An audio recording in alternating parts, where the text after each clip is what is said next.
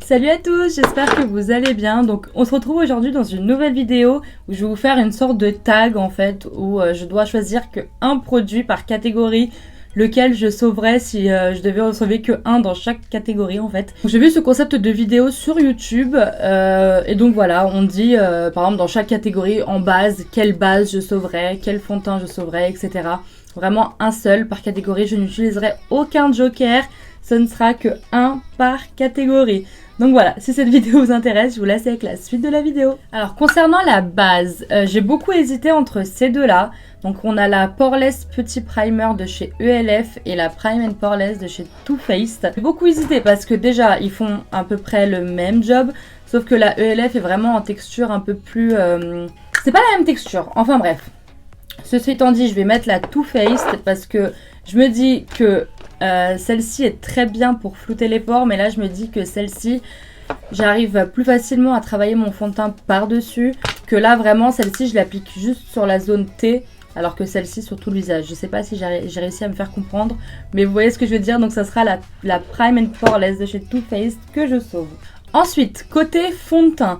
Alors, j'ai beaucoup hésité aussi entre plusieurs fonds de teint parce que c'est vraiment difficile. Enfin, ça dépend des jours en fait. Il y a des jours où vous avez envie d'un truc un peu plus léger, des jours où vous avez envie de trucs un peu plus couvrants. Mais voilà, je me suis dit que je vais rentrer vraiment dans la catégorie où je me dis là, on a le masque, etc. Donc, quel fond de teint j'utiliserai tout le temps en ce moment avec le masque en fait, voilà. Donc je dirais le Fit Me de chez Maybelline. Donc c'est le mat plus poreless. Il nous dit matifie et affine le grain de peau, fini naturel, ton sur ton. Alors matifie, moi je trouve pas tant que ça. Il a une belle, franchement il a une très bonne couvrance, mais il a quand même un... C'est pas un fini complètement mat. Moi je déteste, sur ma peau en tout cas, les finis complètement mat. Parce que je trouve que c'est vraiment ceux qui ont tendance à vraiment filer dans les plis. Sur ma peau c'est une catastrophe. Mais celui-là je le trouve vraiment très joli sur la peau. De tous les fonds de teint que j'ai, honnêtement... Alors, c'est celui qui transfère le moins sur mon masque. Maintenant, j'ai envie de vous dire, vous pouvez utiliser n'importe quel fond de teint que vous voulez sur Terre. Ils vont tous transférer. Franchement, je ne sais pas s'il y a un fond de teint qui ne transférera pas. Moi, je prends en compte ceux qui portent le masque toute la journée et pas 10-15 minutes par-ci, par-là. Voilà, moi, en étant une personne qui porte le masque toute la journée, c'est celui qui transfère le moins dessus. Alors, il transfère... Ça, je dis pas le contraire, ils transfèrent quand même. Mais je veux dire qu'il y a certains fonds de teint, quand ils vont transférer, ils vont vous laisser des traces immondes. Et celui-là, c'est celui qui le fait le moins, en tout cas. Côté anti-cerne, sans surprise, ce sera Shape Tape de chez Tarte. Donc moi, j'ai la teinte 20B, c'est la Light. Cet anti-cerne-là, c'est l'anti-cerne en toute excellence. Je sais pas comment vous expliquer. C'est mon préféré. J'en ai testé plein. Vous en avez un qui est très très similaire à celui-là. Maintenant moi je sauverai celui-là hein, mais qui est très similaire à celui-là. Vous avez le ELF. Je trouve que quand même le ELF file légèrement un peu plus dans les plis que le Tarte, et que le ELF on a besoin de le poudrer, et le Tarte parfois je ne le poudre pas. Maintenant c'est c'est à vous de voir. Moi je sauverai celui-là, mais si vous voulez tester le ELF, il est très très très très bien. Concernant les poudres, alors c'est par catégorie, donc je vais faire une poudre compacte et une poudre libre, voilà. Ça, j'ai complètement le droit, ce n'est pas un joker. Alors, pour la poudre libre, ça sera la Laura Mercier. Celle-ci est magnifique sur la peau. Elle est tellement fine, elle se voit pas du tout sur la peau. Elle fait pas d'effet plâtre, en fait, comme certaines poudres. Là, j'en ai d'autres qui font... Enfin, je sais pas comment vous expliquer, mais celle-ci est vraiment magnifique. Après, moi, j'ai pas une peau grasse, donc je pourrais pas vous dire si sur ma peau, ça tient toute la journée. Mais, si, je peux vous dire que sur ma peau ça tient toute la journée, mais sur une peau grasse, je sais pas s'il y a besoin de plus en plus de retouches. Moi en général, je me maquille très tôt le matin, je me démaquille très tard le soir. Et au cours de cette journée-là, je fais une retouche qu'une fois par jour avec cette poudre-ci. Pour la poudre compacte, ça sera la ELF. Alors celle-ci, elle est très très très belle. Elle est vraiment très claire hein, comme poudre. Hein. Mais je sais pas si elle va sur... je sais pas si elle est universelle en fait. Mais celle-ci, elle est très fine et franchement, j'adore. Elle n'a pas d'effet particulier sur la peau, mais justement, elle n'a pas d'effet de matière. Voilà, c'est comme, en fait, vous allez la mettre et vous allez comme si vous avez rien appliqué. Pourtant, elle va matifier. Franchement, je ne saurais pas vous la décrire, mais très très belle poudre. Concernant les sourcils, en crayon à sourcils, ça sera celui de chez NYX. Donc, c'est le Micro Brow Pencil. Moi, j'ai la teinte brunette. Et en fait, donc c'est un crayon à double embout, tout simplement. C'est vraiment celui que je rachète tout le temps, tout le temps, tout le temps, tout le temps. J'achète souvent le Anastasia, moins souvent parce que je trouve que la mine se casse quand même beaucoup plus vite que celui-ci. Mais voilà, incontournable. Ensuite, côté bronzer, moi ça sera le Marc Jacobs. Donc là, c'est le Omega Bronze. Moi j'ai la teinte 104, Fantastique. C'est vraiment le bronzer vraiment sur lequel je vais me rabattre à chaque fois. Ça veut dire que je vais partir en week-end, je vais prendre celui-là, je vais partir en vacances, je vais prendre celui-là, je vais me maquiller, j'ouvre mon tiroir à bronzer, c'est le premier que je vois, c'est celui que je vais prendre. Franchement, je me pose vraiment pas de questions avec lui, il va sur tous les fonds de teint, il bouge pas. Franchement, la teinte en plus, elle est parfaite pour moi.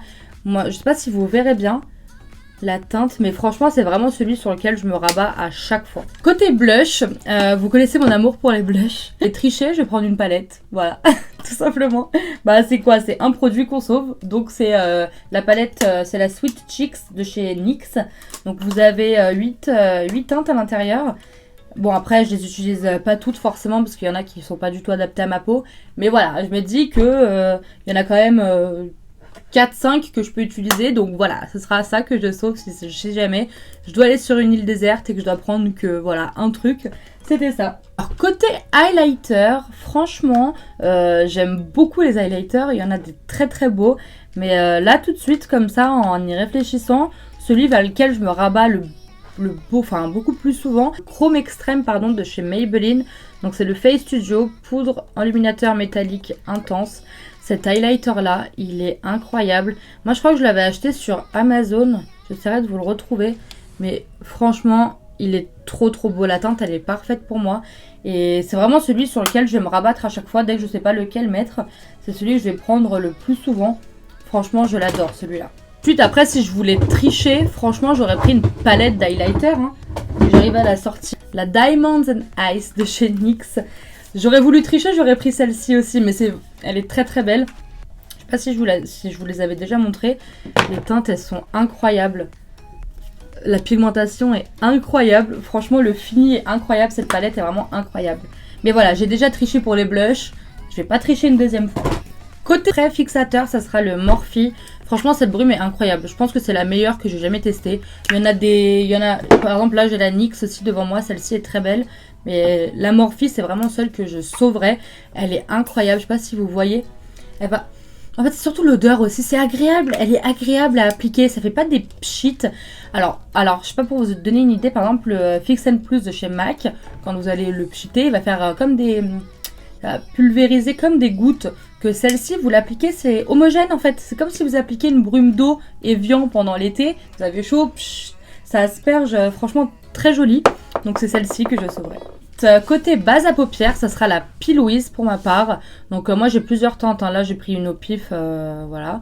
Mais c'est vraiment celle que j'utiliserai le plus. C'est celle qui va tenir mes fards le plus longtemps en fait. Enfin je sais pas. C'est une très bonne base. Pour vous dire de plus, c'est une base, elle fait très bien son job. Moi je trouve, enfin j'ai vu quelques revues où sur certaines personnes qui asséchaient la paupière. Moi je trouve pas que ça assèche plus que ça en tout cas, mais voilà. Moi j'adore celle-ci.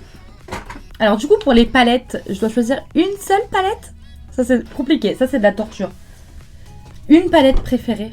Du coup je disais avant d'être interrompue, côté palette, franchement c'est une torture de me dire ça là tout de suite.